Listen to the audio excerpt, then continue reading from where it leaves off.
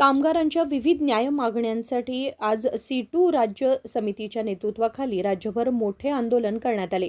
बेळगाव जिल्हाधिकारी कार्यालयासमोर शेकडो कामगार एकत्र येऊन केंद्र व राज्य सरकारविरोधात घोषणाबाजी करत संताप व्यक्त केला।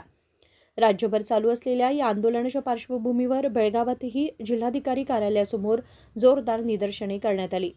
2023 पासून वेतन पुनरावलोकन करावे ही आंदोलनाची प्रमुख मागणी आहे। CITU ರಾಜ್ಯ ಸಮಿತಿ ನೇತೃತ್ವದ ಒಳಗಡೆ ಇಡೀ ಕರ್ನಾಟಕದ ಎಲ್ಲ ಜಿಲ್ಲೆಗಳಲ್ಲೂ ಕೂಡ ಜಿಲ್ಲಾಧಿಕಾರಿ ಕಚೇರಿಗಳನ್ನು ಮುತ್ತಿಗೆಯನ್ನು ಹಾಕಲಾಗ್ತಾ ಇದೆ।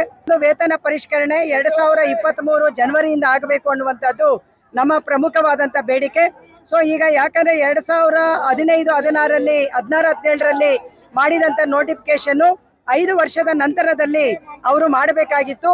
ಆದ್ರೆ ಈಗ 3 ವರ್ಷ ಆದಮೇಲೆ ಅವರು ಇವತ್ತು ಮಾಡಿರೋದ್ರಿಂದ 1,70,00,000 ಕಾರ್ಮಿಕರಿಗೆ 3 ವರ್ಷದ ವೇತನವನ್ನ ಬಿಟ್ಟುಕೊಡುವ ರೀತಿಯ ಒಂದು ಪರಿಸ್ಥಿತಿ ಆಗಿದೆ। ಸೊ ಹಾಗಾಗಿ ನಾವು ಅದನ್ನ ಪೂರ್ವಾನ್ವಯ ಮಾಡಬೇಕು ಅಂತ ಹೇಳಿ ನಾವು ಕೇಳ್ತಾ ಇದ್ದೀವಿ। ಆಮೇಲೆ ಎರಡನೇದು ನಾವು ಕೇಳ್ತಾ ಇರೋದು ಸೆಮಿ ಸ್ಕಿಲ್ಡ್ ಅನ್ಸ್ಕಿಲ್ಡ್ ವರ್ಕರ್ ಇಂದ ಪ್ರಾರಂಭ ಆಗಿ 36,000 ರೂಪಾಯಿ ಕನಿಷ್ಠ ವೇತನ ಅಂತ ಕೇಳ್ತಾ ಇದ್ದೀವಿ। ಇವತ್ತು ಸುಪ್ರೀಂ ಕೋರ್ಟಿನ ರಫ್ತುಕೋಸ್ ಬ್ರೆಡ್ ಪ್ರಕರಣದಲ್ಲಿ ಆ ಕನಿಷ್ಠ ವೇತನವನ್ನ ಲೆಕ್ಕ ಹಾಕುವಾಗ ವೈಜ್ಞಾನಿಕವಾದಂತ ಲೆಕ್ಕಾಚಾರ ಬೆಲೆ ಏರಿಕೆ ಆಧಾರದಲ್ಲಿ ಮತ್ತು ಅಂದಿನ ಸಂದರ್ಭ ಏನಿರ್ತದೆ ಅದನ್ನ ಇಟ್ಕೊಂಡು ಮಾಡಬೇಕು ಅಂತ ಹೇಳಿದೆ। ಆದ್ರೆ ರಾಜ್ಯ ಸರ್ಕಾರ ಆತರ ವೈಜ್ಞಾನಿಕ ಲೆಕ್ಕಾಚಾರದಲ್ಲಿ ಸ್ವಲ್ಪ ಏರುಪೇರುಗಳಾಗಿದ್ದಾವೆ, ಅದರಿಂದ ನಮಗೆ ವೇತನ ಕಡಿಮೆ ಆಗಿದೆ।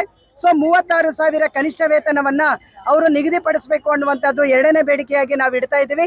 ಮತ್ತೆ ಮೂರನೇದು ಇವತ್ತೇನು ಮೇ 9ನೇ ತಾರೀಕಿಂದ ಕೇಂದ್ರ ಸರ್ಕಾರ ಭಾರತದ ಕಾರ್ಮಿಕ ವರ್ಗಕ್ಕೆ ಒಂದು ಮಳೆ ಹೊಡೆದಿದೆ, ನಮ್ಮ ಹಕ್ಕುಗಳನ್ನ ಕಿತ್ತುಕೊಂಡಿದ್ದಾರೆ।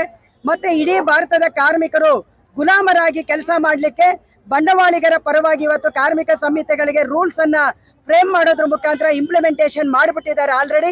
ಸೊ ಇದರಿಂದಾಗಿ ಇನ್ನು ಮುಂದೆ ನಮ್ಮ ಭಾರತದ ಕಾರ್ಮಿಕರಿಗೆ ಯಾವುದೇ ರೀತಿಯ ನ್ಯಾಯ ಸಿಗಲ್ಲ, ನವ ಗುಲಾಮಗಿರಿ ಪ್ರಾರಂಭ ಆಗಿದೆ। ಅದನ್ನ ವಿರೋಧಿಸಿ ನಾವು ಇವತ್ತು ಹೋರಾಟಕ್ಕೆ ಬಂದಿದ್ದೇವೆ।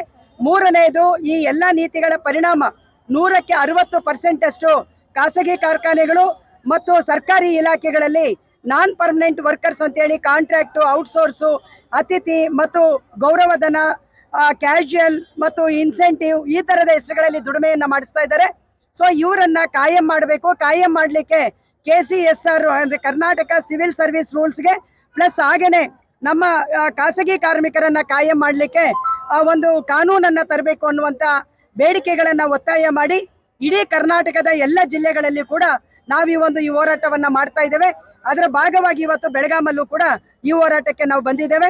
ಈ ಹೋರಾಟಕ್ಕೆ ರಾಜ್ಯ ಸರ್ಕಾರ ಕೂಡಲೇ ಸ್ಪಂದಿಸಬೇಕು, ಇಲ್ಲ ಅಂತ ಹೇಳಿದ್ರೆ ಮುಂದಿನ ದಿನಗಳಲ್ಲಿ ಕಾರ್ಮಿಕರ ಹೋರಾಟ ಭಾರಿ ದೊಡ್ಡ ಪ್ರಮಾಣದ ಒಂದು ಸ್ವರೂಪವನ್ನ ತಾಳುತ್ತೆ ಅನ್ನುವಂತ एचरिकेಯನ್ನು ಕೂಡ ಈ ಹೋರಾಟದ ಮುಖಾಂತರ ನಾವು ಕೊಡ್ತಾ ಇದ್ದೇವೆ। राज्य सरकारने कामगारांच्या मागण्यांकडे दुर्लक्ष केल्यास आगामी काळात तीव्र आंदोलन छेडले जाईल असा इशारा आंदोलनकर्त्यांनी दिला। या आंदोलनात मोठ्या संख्येने C2चे कार्यकर्ते सहभागी झाले होते।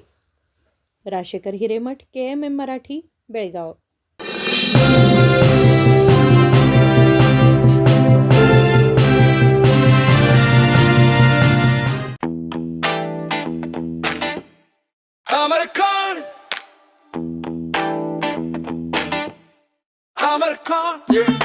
Amarcon collection में आओ, नई वैरायटी यहाँ पाओ, सबके लिए कपड़े हैं खास। Amarcon में खुशियाँ हैं पास। Amarcon, Amarcon। Amarcon collection, खड़े बाजार, बेलगाम।